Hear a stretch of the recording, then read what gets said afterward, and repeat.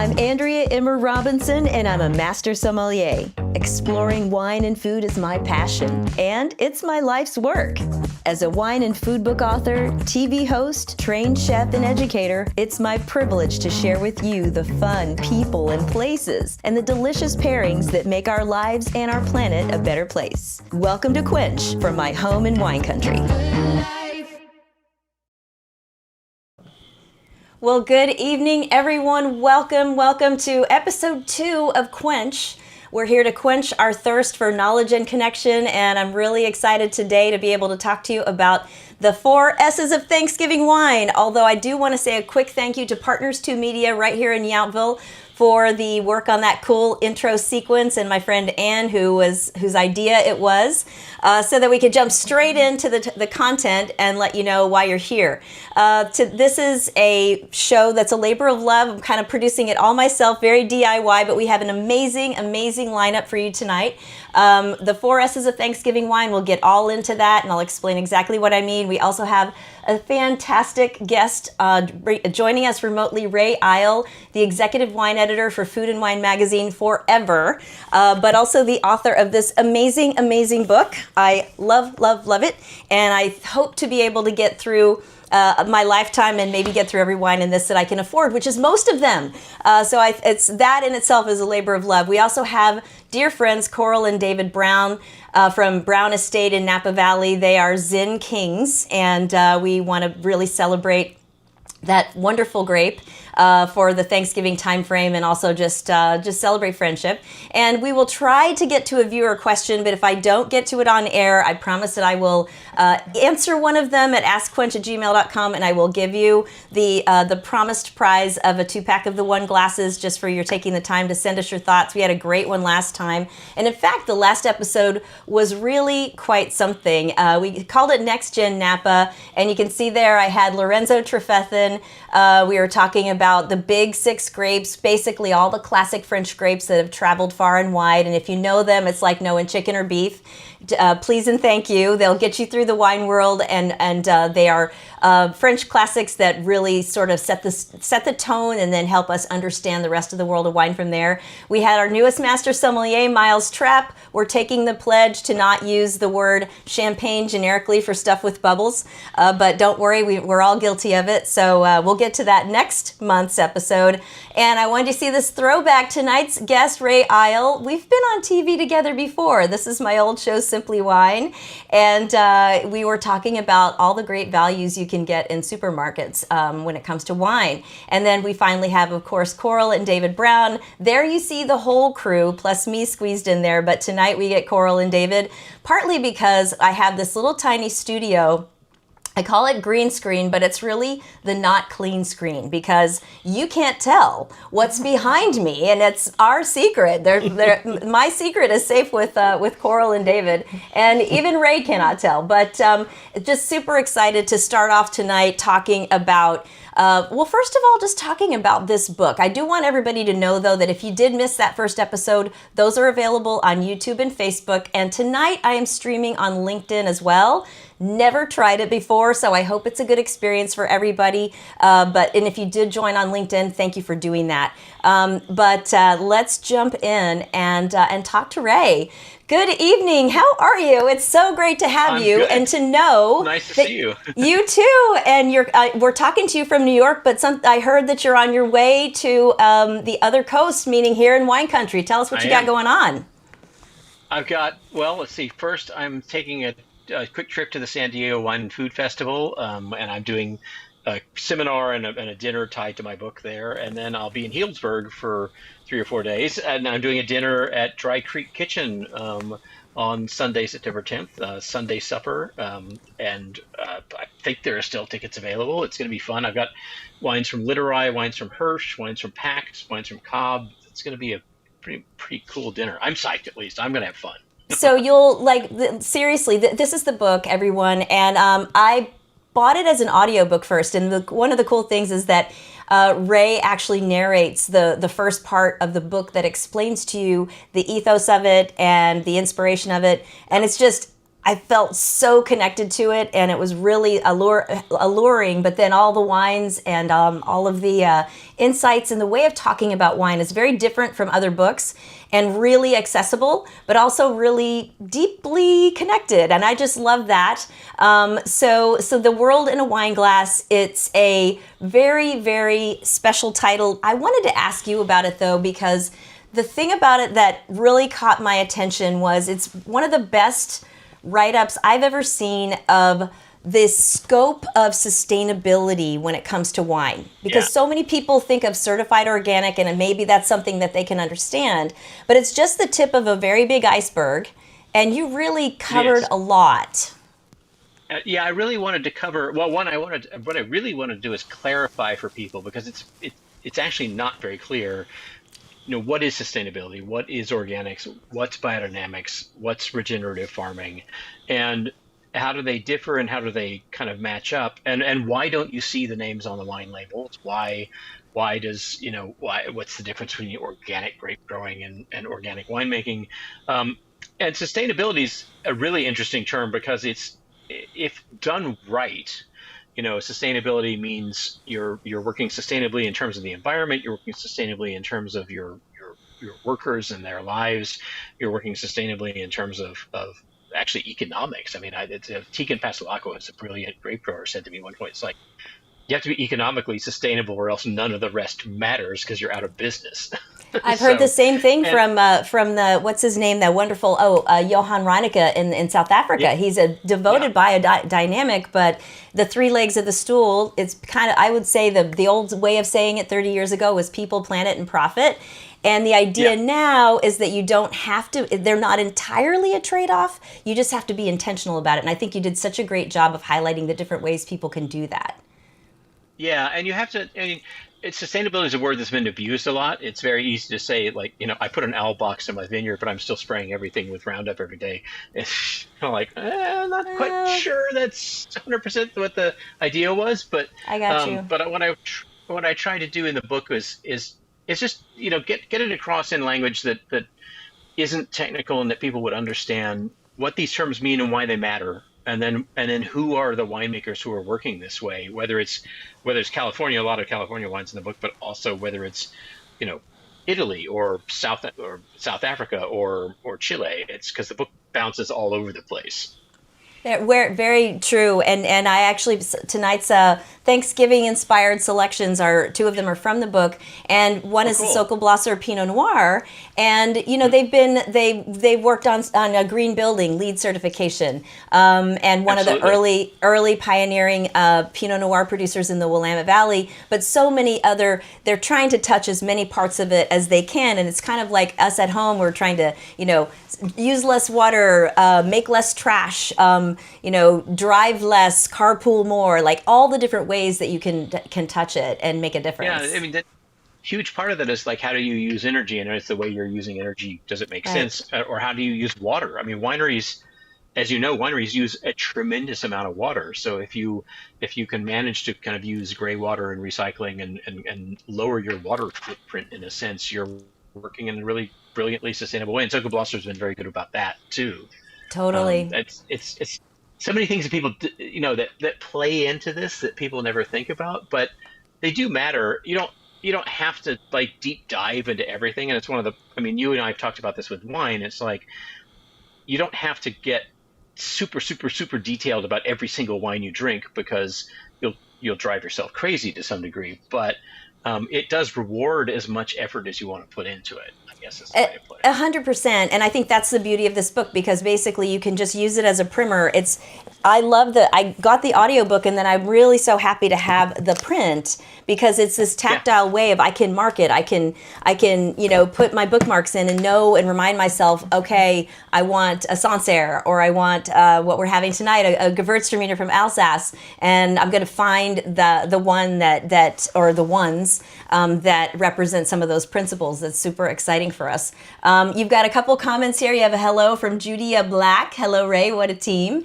And we've we've got we've got Kentucky Vicky on the line. She's excited to be here with Britt. We've got quite a few people watching, so that's fun. And making comments. Love to hear from people as you're tuning in. But anyway, I cannot let you go, Ray, without the obvious question for the executive wine editor of a food magazine that has a Thanksgiving issue every November without fail that you start on in what, like July or February or what? Yeah, we're doing turkey recipes in July, pretty much. It's a whole lot of turkeys in the test kitchen in July. Yeah, The turkeys are like, wait a minute, this is the wrong time of year. What are you doing to us? Right. They're like, hey, we thought we had a little bit of a break time. Well, just so what's your go-to? If you had to, everyone's Thanksgiving table is full of traditional stuff. What's your go-to? Yeah. So my go-to, it's funny, my column this year, which will be out quite shortly, it's out now, actually. God, it's November already. I looked back at what I'd done, and my column was basically like, oh my God, I've written 20 Thanksgiving columns over the years, and I've recommended this, and I've recommended this, I've recommended this and this. And my end of everything go-to is weirdly not a specific wine. What I fell back to eventually was, look at the audience, look at your people, look at your relatives who are coming to dinner. It's like, it's not the time to go out on a wild kind of tangent and pick a wine that you think is incredibly cool, but it's incredibly strange. Right. You really want wines that will appeal to the people who are there. And it's really about, Thanksgiving is about the social connection. It's about the family connection. And so it's kind of like find some wines that people will love. For me, that's often Pinot Noir. I mean, it just covers so many bases. And it's funny, I love dry Riesling. That would be my personal go-to for the Thanksgiving table. But a lot of my in-laws, basically, which is where Thanksgiving is, are not wine folks, and tend to think Riesling's sweet no matter what. And it's like, I can either spend all of Thanksgiving explaining that not all Riesling is sweet, or I can default to something like Albarino, where it's not sweet and they love it and it's all good. So again, it's sort of like, who are you pouring for? What do they love? Pick some stuff they're going to love, because everybody's there to see each other, really. They're not there to think about your wine that you picked. And at least make it good and make it delicious, but it's not the time for the weird skin contact natty wine that you love because you live in Williamsburg, Brooklyn, and your great aunt is going to be like, I really like Chardonnay, thank you very much. So. No doubt. Well, I think I did well then, because I did pick a Pinot Noir, as I told you from your book, and I've got you'll have to go have dinner, but maybe tune back in. I'm going to leave you with a cliffhanger for the. I want to know what the wine is. Yeah. One of the white wines that I chose because it is a little bit different, but there's a lot of research behind it back from my days at Windows on the World. So I'll leave you with that and say thank you so much. Thank you.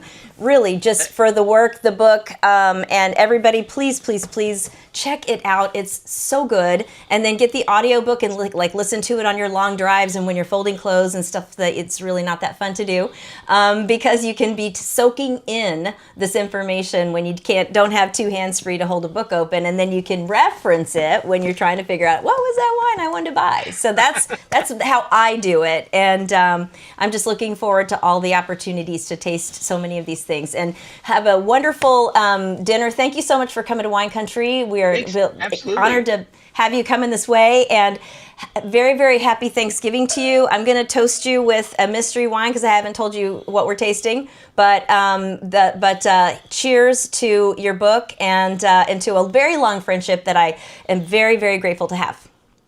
Cheers. Thank you so much for having me on, and thank you for liking the book. And thank you so much. I'm drinking Riesling. I am too. Oh gosh, we're such geeks. All right, I'll see you soon. Take care. Bye, Andrew.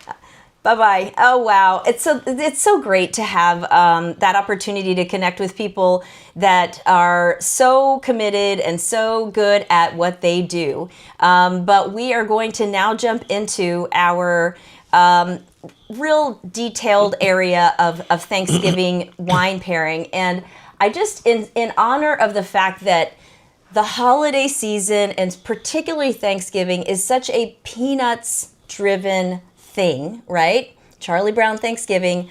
I decided that I would be giving some advice a la Lucy Van Pelt. So, our pairing advice, the doctor is in. We're going to talk about sweet, savory, steal, and splurge. Most of what I have tonight, I think, is really a very, very good value. But everyone is going to have different stuff on the table, a cacophony of flavors between savory stuff and sweet stuff, and everything in between. But right now, I want to introduce my dear friends, Coral and David Brown from Brown Estate.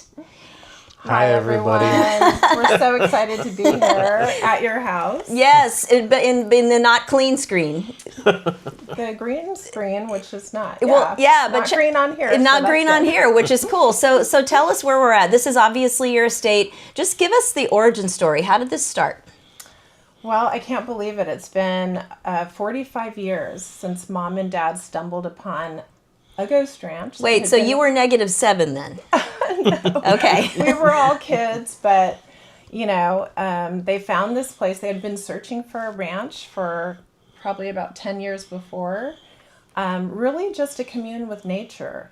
Mom and Dad were not wine drinkers at all, and they found this property in 1980. Wow. So Napa Valley hadn't even been designated a viticultural area yet. Right. We weren't a thing. That happened a few months afterwards. Wow.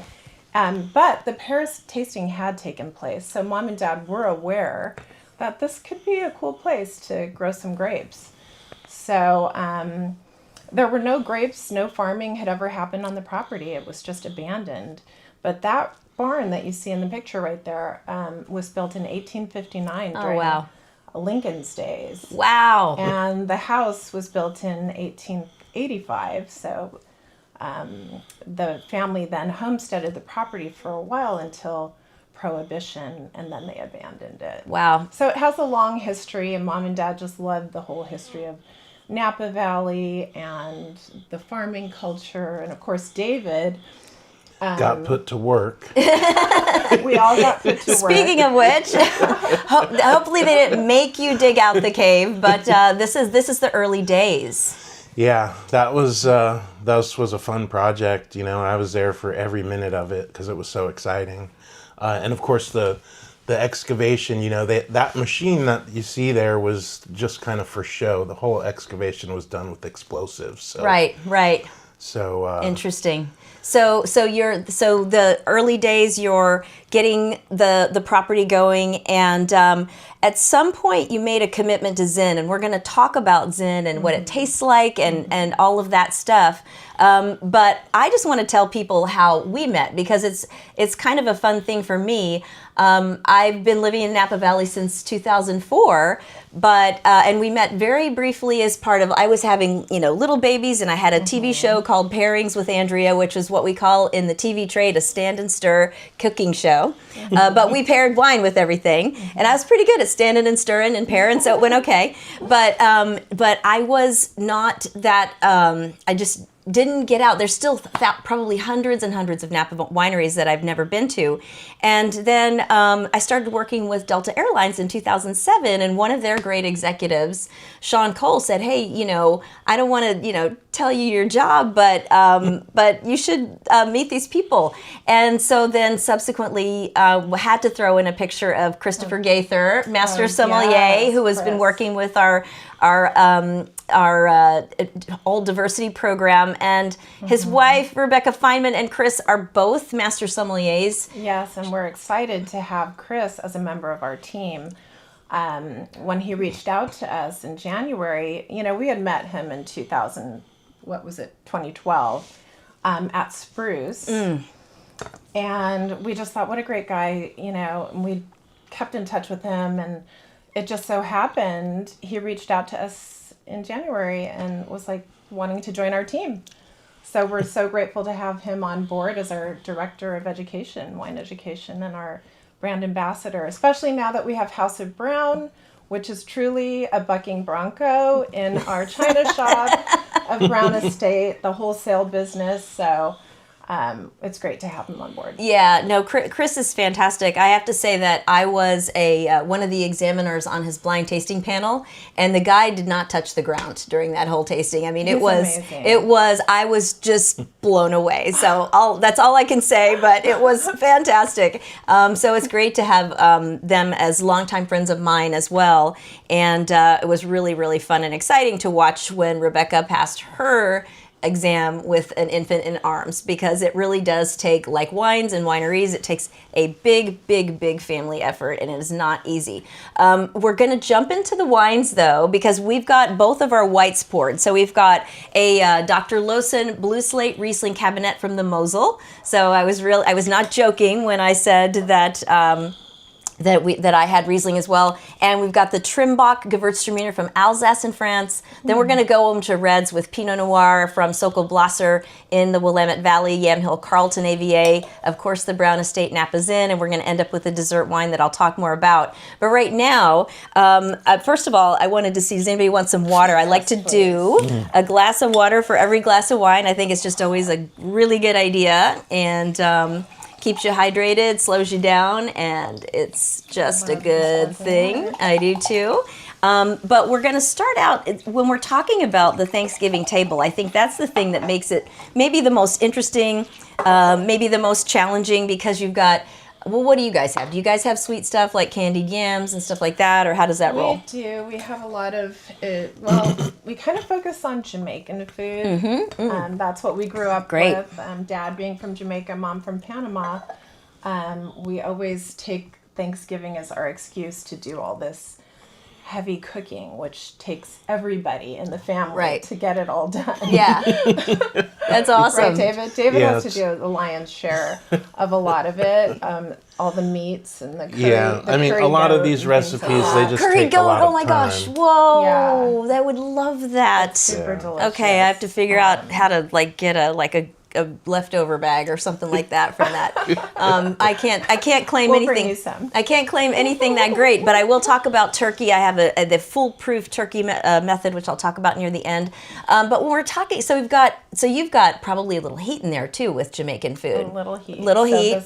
Oh yeah. And probably some sweet, whether that maybe there's some fruit or who knows what on there. I know the traditional. Well, we'll have our fried plantains. Yeah, there you go. So okay. A little bit of sweet there. And Yep. then we do the turkey, and David will do it a variety of different ways. We've Whatever tried he's every in the different mood way you for. can do it. Oh, maybe I have value to add. And my sister always does the most delicious cranberry sauce. So. See, so that's the complication, right? Because we get to this thing where we have, savory, classically maybe, Southern stuffing especially often has a lot of savory to it. And then we've got sweet, sometimes, the jellied cranberry jelly that's still shaped like the can. Yeah. I mean, it's like you can't not have those traditional things. So what we have here are two white wines that I've chosen for different reasons. We've got, essentially, we're looking at the element of sweet to make sure that it can match to the table. Because when a wine is beautifully balanced and perfectly ripe, it has sweet fruit, whether or not it actually has sugary sweetness. So with our Riesling that we're tasting, and let's go ahead and jump in. It's so aromatic. Yeah, it's beautifully aromatic. Kind of bursts out of the glass. And it smells like, the dried fruits that you would put in a traditional, certain people put dried fruits in their stuffing or their dressing. It's got a lot of just a little whisper of sweetness, but also very light alcohol. Nice acidity. And great Good acid. acidity, yeah. Acid is what's going to unlock food flavors so well. And then we've got the Trimbach Gewürztraminer, and I was really excited to do that one because it's a wine that Ray talks about in his book, and they've been farming organically for I think more than 50 years. So it was long before it was something that that was really commonly done across even most of the classic regions of France, because it's harder work. It's harder to get a good, reliable crop. It's less of a problem here for us in Napa, but this is their Gewürztraminer. And Gewürz means spice, and Traminer means grape, and it always has this really nice spicy character to it that I think plays beautifully with savory flavors, but it also has, even though it's dry, it has sweet fruit to it. It does. A nice kind of ruby red grapefruit maybe. Oh to yeah, it, so nice, and some apricot, I think, which Yeah, is for sure. yeah, really pretty, and not overly heavy, but again, really good. It's got a good palate breadth, and then some nice acid. I threw it in there because I love the producer. I know you do too, but also years ago when I worked at Windows on the World, every holiday season we would have, and we had both Rainbow Room and Windows on the World. So I would take that subway back and forth at least 7 times a day. And at each of those locations, we would have probably 1,700 covers or guests throughout the day for the traditional Thanksgiving, because in New York, it's very common for people to go out for Thanksgiving, either if they're a big group or they have a small kitchen. It's usually a combination of both. And one year we got together with the chefs and the sommeliers, and they made all of the dishes that they were going to make on the Thanksgiving menu in the buffet, and we put 20 wines on the table. And the winner was dry Gewürztraminer from Alsace. It was, yeah. So I'm just saying. I can see why it is delicious, like all of Trimbach's wine. Yeah. So that's your homework assignment if you want to try it. A couple things to think about when you've got sweetness in the dish. You want usually the wine to be at least as sweet as the dish is, but it doesn't have to be sugary sweet. It can be fruit sweet, and I think that's going to bring us nicely into the red wines here in a second. But the other thing is that sweet tames heat. And speaking of our peanuts theme, I know that Charlie Brown, and Snoopy took a lot of grief for the toast and popcorn. We're having toast and popcorn. Okay. So, however, it is toasted cornbread. Ooh. I even remembered, wherever they are, I remembered napkins. Okay. They're not ironed, but we're doing, it's cornbread, so it's toasted cornbread, so just grab a piece. Okay. Yep, and then it's got sage in it, so we've got some of the savory, but cornbread, usually a little sugary, and then we're going to add a little sausage if you want to do that, to get to the savor, go for it. And then I'd love for you to go ahead and just give me the assist there. Give that a try with the Gewürztraminer, and just tell me what you think. And we're going to be coming back to this, so I didn't tell you to come hungry, but I did check in and make sure that you weren't allergic to anything. Together.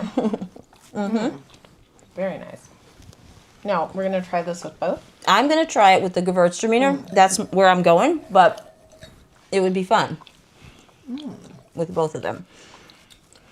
And, Andrew Ball points out that Navarro has a well-priced Gewürztraminer. Totally agree. I think they're in Anderson Valley. Andrew, maybe you can tell us that in the chat. And I broke. That's beautiful. Right? That is beautiful. That's very good. Savory, a little sweet. And I broke the rule of TV, which is when you're eating on TV, they say princess bites, because then you're sitting there chewing and going and going. That's what I was doing. Sorry about that. But anyway, we must press on. So just to keep in mind, it can be dry with a lot of wonderful fruit that gives it enough, quote, sweet character to match really well with the Thanksgiving table, where you have both savory and sweet going on. So with that in mind, we're going to jump into the reds. And it's funny that Ray said Pinot Noir and Riesling, and we've got both. And in this case, we've got the Sokolblosser, and this is their single vineyard Pinot Noir, which I really love. And they were kind enough to hit me up with a bottle of a little bit of an older vintage. This is a 2018. And it's something that's worth checking out, because a lot of times wineries will have library wines that you can order directly from them, so it's a really fun thing to do. But this is their orchard block, and I'm very excited about it because it's going to be my winning entry in the Pigs and Pinot competition at the Dry Creek Kitchen, where Ray's book signing is next spring. And last year my winner did not, or my person did not win, but in the sommelier smackdown, but she won the Pinot Cup, or I call it the Pig Cup because it's shaped like a pig. The trophy's a pig. Or I really call it the chalice of the swine. But anyway, so let's jump into our reds, because we've got the Pinot Noir from Sokolblosser Orchard Block. And for me, Pinot Noir is a beautiful textural thing, but it also has that great acid. and that really lifts it and makes it so flexible with food. Yeah, I love that Pinot is so light and has all of the wonderful red fruits and Yeah. little floral characteristics as well. Yep, and a little bit of, I'm glad you mentioned the red fruits, because one of the things that's a common marker for me for Oregon is a little bit of that cranberry, but like dried cranberry or stewed cranberry. And then a lot of cherry as well. But yeah, I love the Perfect floral. for turkey. Yeah, right? You don't even need that cranberry sauce, but don't even try to remove Right. that from the menu, because you might make some enemies. So feel free to try that. Actually, I'm going to do that. Oh, I'm going to wait and taste it with the Zin. So let's talk about Zin for a second. Why Zin? Why Zin? Well, so Mom and Dad weren't wine drinkers, but they were interested in communing with nature and farming. So when they went and canvassed the neighbors, that was the first thing they did. And we have wonderful neighbors out in Childs Valley. This is a place, but you can visit Brown at where we're at, which is, again, it's green screen, but isn't this cool? We're at Brown downtown. Brown downtown, yeah. Brown downtown Napa. This is their Napa Valley. We'll talk more about that in a second. But don't go out there without an appointment. It's one of those places that they give you directions by saying, if you see the yada yada, you've gone too far. So it's really out there, but it's so beautiful. But go ahead. So they wanted to commune with nature. You have They great wanted to commune neighbors. with nature. We had great neighbors. They decided to find out what their property could do and what they could grow and what did well in our area. And of course, they went and spoke with the late great Boker Isley, and he said the Bordeaux varieties do amazing out here, and they were excited about that. What a guy. I know. And but then they also spoke with the Niccolinis, whose property borders us. Yes. On Very one historic side. as well. Yes, and they have been making wine, and they made wine all throughout Prohibition. So they've been there for a long And they had time. Zin vines that at the time were approaching 100 years old. Wow. And they Yeah. still have them. Yeah, and so Incredible. Mom and Dad were impressed with the longevity of these vines, and I think that influenced them. But there was all this folklore around Zin and the old Zins from that region, and so they picked up on that. Yeah, that's amazing.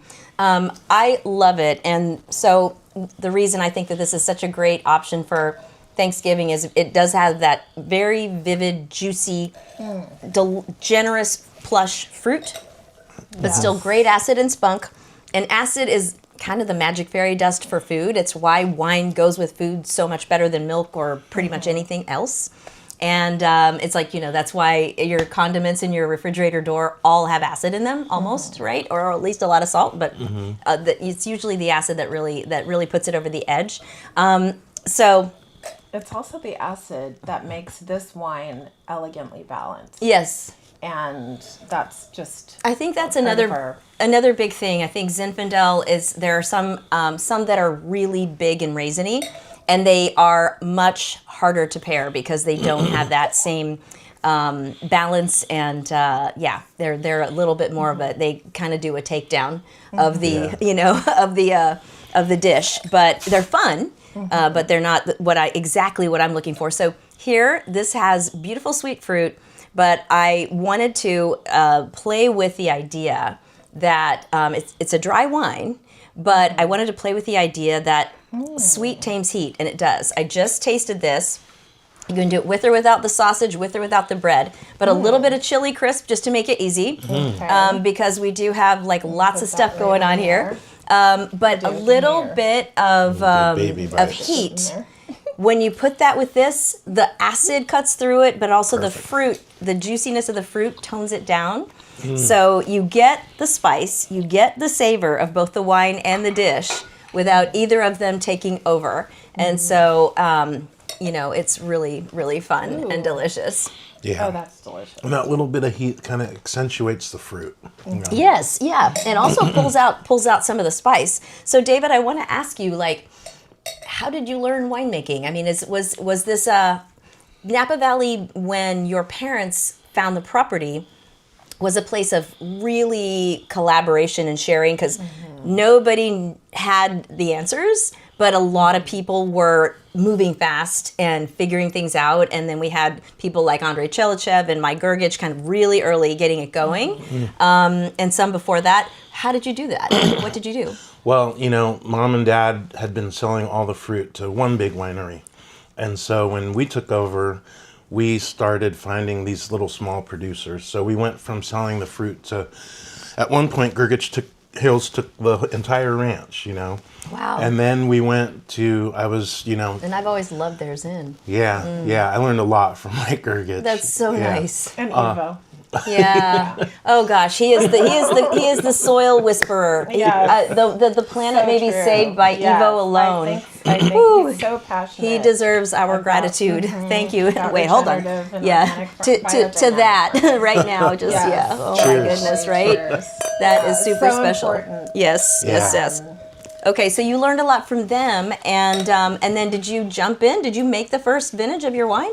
I made a home brew, so to speak, Yeah. in the backyard. That's cool. Just kind of experimenting, but I ended up selling fruit to 12 different wineries, and so I would deliver the fruit myself, and then. Back in those days, no one's kicking you out of the winery if you know how Right. to drive a forklift. And I love it. Oh wow! So they so I'd got hang around. yeah, they got free labor. You got free education. This is good. Oh man, that's the true definition of like I don't know, not even an internship, but yeah, initiation by fire. But Yeah, in the best absolutely. possible way. And it's I love that about this culture and this community. So I love this wine, and I have a reputation for doing show tunes. And in honor of if you go back to the Riesling Rendezvous from a few years ago up in the Finger Lakes, or no, the FLX experience, I was doing what's it called? Hamilton, the 10 Riesling Commandments. And at the Pigs and Pinot last year, since Ashley Holland from Reed Holland, who was my winning wine, is from Oklahoma. I did Oklahoma. She won the chalice of the swine. So I have in honor of Peanuts and Charlie Brown Thanksgiving. Ready? Okay. All right. You're a good man, David Brown. You're the kind of winemaker we need. You have ability, humility, and a zinfidelity that's a very special breed. Then we have to say woof. Okay. Woof. Because that's what Snoopy says. Okay, so cheers to that. Cheers, David. Yes. So I know that I run a risk of a what is it called, a copyright flag there, but I think when you're spoofing, it's allowed. okay. So and it is I love that play. But anyway, so that's your new theme song. That's your new theme song. All right, so let's get to. I don't want to stop with the reds, but just No, really it's hard. quickly talk about real quick the pairing. Like, what did you think? Len, maybe we should we go back to the essential pairing with yeah the Zen? yeah A Thanksgiving pairing? yeah. No, just no. What Quintessential? I always go back to the old-fashioned braised beef short ribs. Okay. With, garlic mash. Just something comforting, something kind of decadent, something that can withstand the complexity of this wine, because Yeah. there's really a lot to unpack in here. Yeah. Not only is the nose just going wild, it's just got a lot going on the palate, and there's a lot of heft there. So you want something that is going to be substantial enough to deal with this kind of wine, I'm gonna lobby for curried goat. Well, we'll be doing that at Thanksgiving. Okay, all right. I will drive out to Childs Valley for my stash. And thank you, Jessica, for the compliment of my singing. I promise not to do that too often, but I just had to do it because it's too much You fun. have a great voice. Okay, so of course, when it comes to Thanksgiving and the holidays in general, it's a dessert world. We get super excited about our desserts, and they're super traditional. So I wanted to wrap us up with a wine that is also really part of the sustainability theme. This is Chateau Sec, and it is a Sauterne.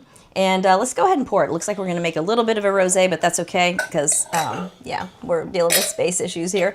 But Sauterne, so it is a wine from the Bordeaux region of France, only a dessert wine. They do make dry whites there, but they are not called Sauterne, which is the name of the region. Like so many classic French wines, the wine is named for the region rather than its grape. Alsace wines, like a Gewürztraminer from the Trimbach, are an exception. But this is a real cool wine because they've it's the bottle. Yeah, it's a super intense classic, but they've kind of riffed on a change in the approach to packaging it because it is a very sweet wine, and so people aren't going to necessarily knock back a bunch of it, on any given day or meal. But they've gotten And is really it packaged with yeah. that? They've decided to say like, hey, we know you're not going to drink the whole thing. Here's a stopper that comes with it. And I just think that makes a ton of sense because it also gives you the confidence, and this wine will hold up well in the refrigerator. You don't need to worry about it. It will at least hold up for several weeks because it has a lot of concentration. This is also a property owned by the Domaine Baron Lafitte Rothschild. So Saskia de Rothschild took over as the company's CEO. She is maybe even Gen Z, but for sure millennial. And she's probably one of the leading women wine executives in the world. And what I love about what they're doing is that in terms of the sustainability element, they're a certified B Corporation, and that's really hard to do. They have operations all over the world, Chile and Argentina, Chile for sure, I think Argentina as well. And of course in France, they have a really, really interesting estate in China. I've never been. I'd love to go. But I'm really, really proud of what they do because at the heart of it is their classic wines from Bordeaux, the Chateau Lafitte Rothschild, much more accessibly priced ones, and then this very, very famous dessert wine, which is based on Sauvignon Blanc, Muscadel, and Semillon grapes. And it is sweet because the grapes are harvested very late and infected with a noble rot called botrytis. Exactly. Do you want to tell us about what botrytis is? Well, botrytis is a organism that infects the grapes, and most of the time we don't want to see that.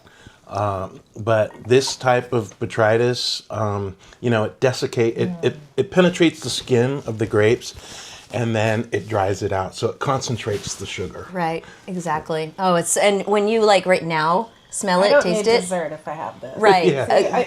It's so delicious. I don't really want anything else.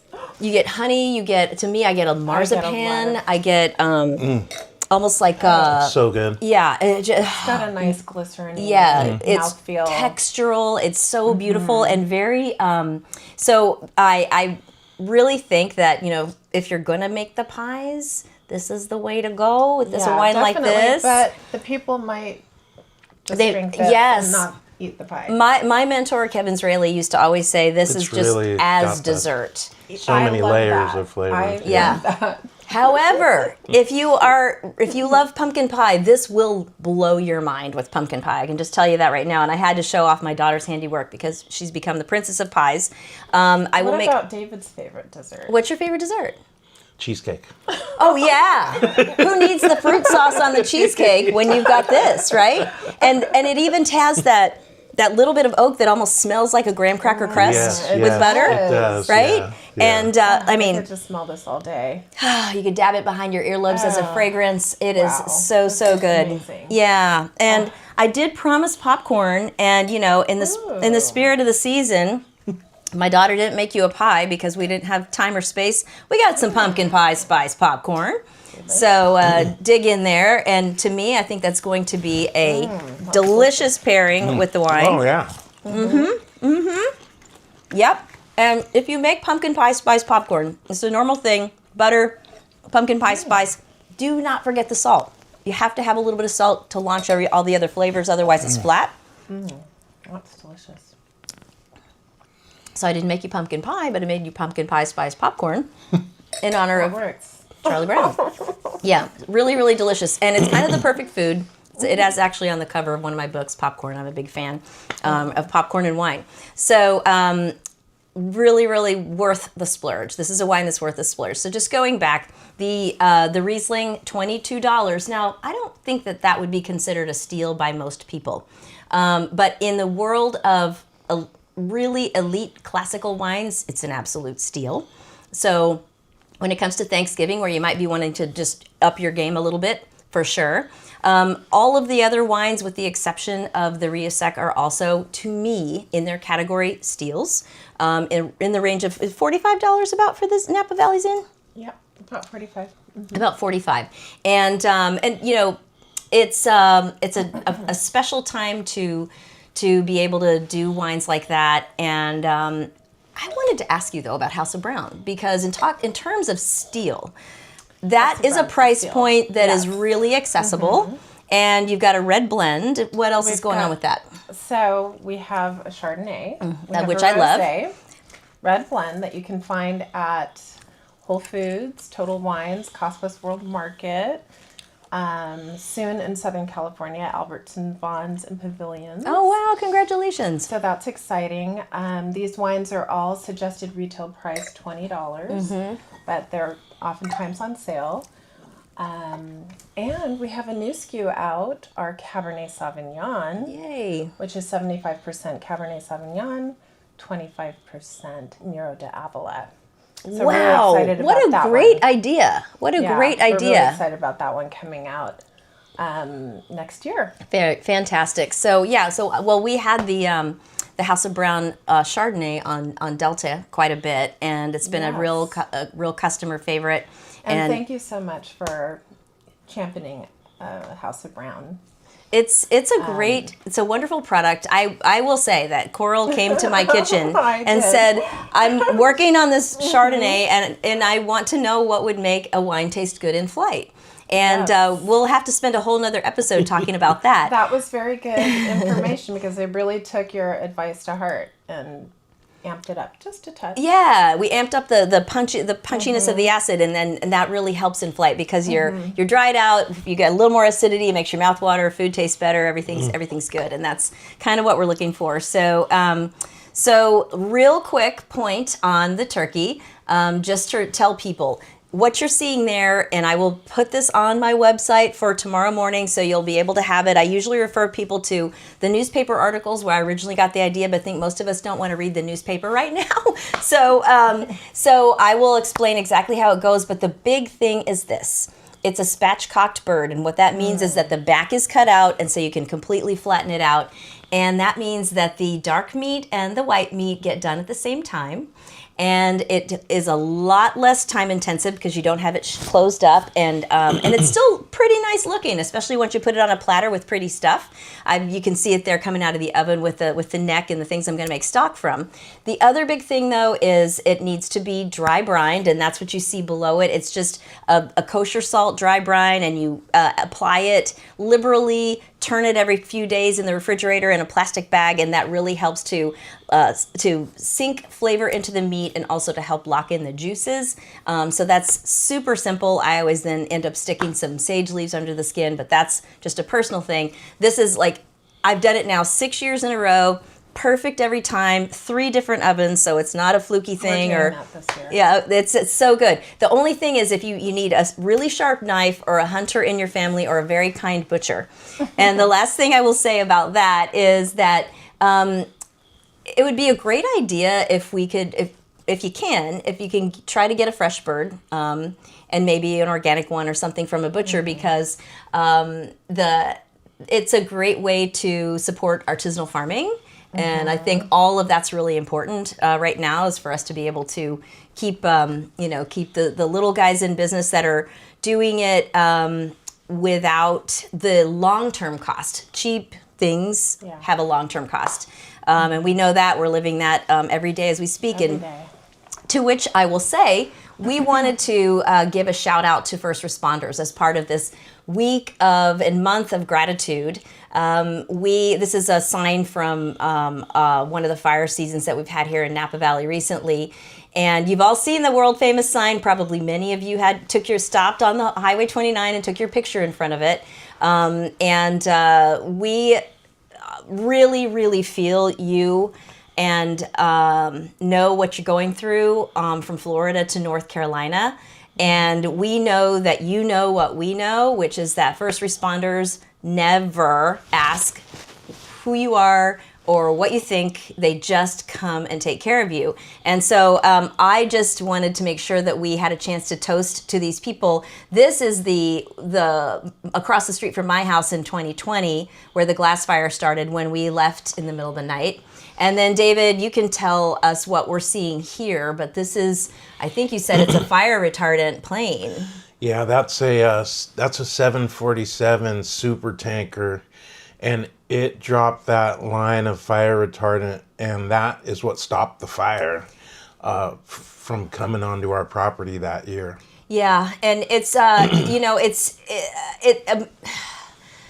I said, they don't give. I was in the Windows on the World first terrorist attack, and I remember about the 37th floor of coming down from 107, the firefighters coming up in the smoke, in the black, with ever how many, 80 pounds of gear on, and busting out windows so that fresh air could come in and everybody knew that they could evacuate safely. It's just a special thing. I love this picture because this is at your ranch, right? Yeah, that is in 2017 fire, and we had, there was so much fire burning everywhere. They were sending crews from all over, and this crew drove all the way from Camp Pendleton. Which is, I looked that up. That's 8 hours in a normal car. Yeah. And on a good day. And so... Well, they stopped and fought some fire on the way. Yeah. That was the year there was fires all along California. And this is everywhere now. We know it, whether it's Canada and or Portugal or France or Spain or Australia. Obviously, the hurricanes, all these things are really something that remind us how important it is to be grateful for our first responders. So I want to really toast to them. We cannot thank you enough, and we know that what you do is without any judgment or anything other than a desire to take care of us. And I also want to say that part of the issue is it is a planet thing, and now that we've all cast our ballots, we can all go forward casting ballots for Mother Nature and for the planet. And absolutely. There's many ways to do it. Look at Ray's book. Just get smart and know that short-term thinking isn't going to get us where we need to be. And you're going to have kids and grandkids and neighbors, and we can all do well with each other. So next show we will have Holiday Spirits and Sparkles. It's going to be live on Wednesday, December 4th. 5:30 Pacific time. Probably be a green screen, not clean screen moment again. I don't know. But anyway, I wanted to leave you with the Browns and with a special thank you to Ray Isle and to all these great winemakers for doing what they do and doing it so well. But I wanted to leave you with a pretty image of autumn in the Napa Valley because we feel so lucky to be here. We are so lucky to be here. And thanks for having us. We are so lucky to have each other as friends. We are. And we very much appreciate you watching. Thank you for tuning in. I really hope you enjoyed it. I did not answer a viewer question live tonight, and I'm really sorry about that, but I will promise I'll do 2 next time. How about that? Oh, and I do have one quick thing though. The next episode, Holiday Spirits and Sparkles, it's reality TV, right? We have to leave with a cliffhanger. So I will be having a special announcement related to this wine, Taittinger Champagne. We'll be obviously talking about sparkles, meaning bubbles. Dress up, pull out your best bling. But I can't tell you right now because I'm just not allowed to tell you yet. So looking forward to that. And thank you again. Love you guys like air. So much. And love you all. Thank you so much. And we will see you soon. Happy Thanksgiving. Happy Thanksgiving. And visit Brown Downtown. It is so good. They will have way better snacks than I did. I promise you. I promise you that. Cheers.